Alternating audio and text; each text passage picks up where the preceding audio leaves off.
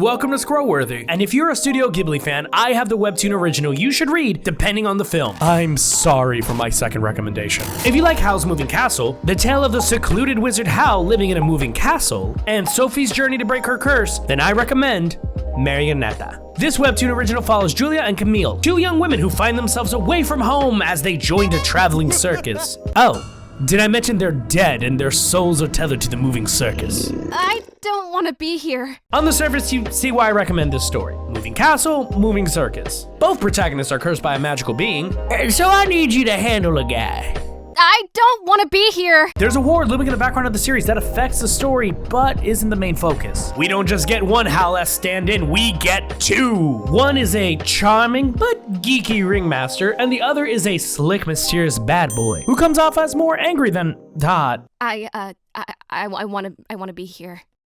Both stories handle their characters and magical elements in a similar way. Julia is truly an unknown in this world. She grew up in this oppressive and prejudiced land, but she wasn't aware of that. In fact, she loved the predictability of it. In Howl's Moving Castle, Sophie never thought of leaving the hat shop and allowed her mother to take advantage of her. In Marionetta, that element is balanced with Camille and her immediate acceptance of this new circus world, fueled by her want to abandon her old life. Well, literally. Plus, let's take a second and look at the complexity, beauty, and warmth of the art of the series. If it looks familiar, it's made by Miriam Bonasteter, the same creator of Hooky, another Webtoon original that could have made this list, but I went with Marionetta for it hits the themes of Howl's a bit better. This is only scratching the surface. We haven't touched the wide cast of characters, deeper meaning, the rich world, and all the mysteries that lie in this series. Now, things are gonna get dark.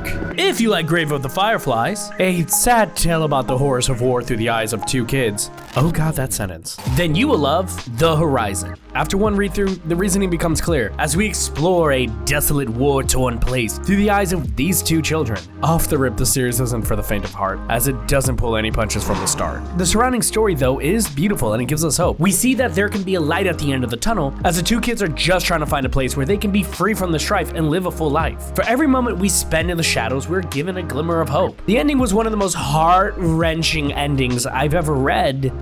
Oh, ignore those tears. But it made the story that more beautiful. The art captures the cute and horrific side of the series. Its black and white style lends itself well to the melancholy of the story. But the short bursts of color you get to see are a breath of fresh air. I'm not gonna spoil any more details as I want you to go in as fresh as you can, and trust me, you're gonna enjoy this. Finally, if you like Kiki's Delivery Service, a story about a witch and a talking cat on a journey off of self-discovery and dealing with burnout. Oh. I recommend Morgana and Oz. I want it clear from the get-go. I did not pick this series because of, oh, there's a witch and there's a talking cat. This series follows the witch Morgana and the vampire Oz. After a meeting between the witches and the vampires goes not as planned, Morgana accidentally turns Oz into a cat, which leads to a series of fun, spooky, and tense adventures as Morgana struggles to return Oz to his original form. There are many reasons why I picked this series. First, with the art style. I mean, it gives off strong Ghibli vibes. Look at those eyes, the expression, the head shape. Then there's the setting. They both have beautiful European rustic towns filled with charm and character. Honestly, the whole comic from outfits to design oozes this beautiful aesthetic. Mwah.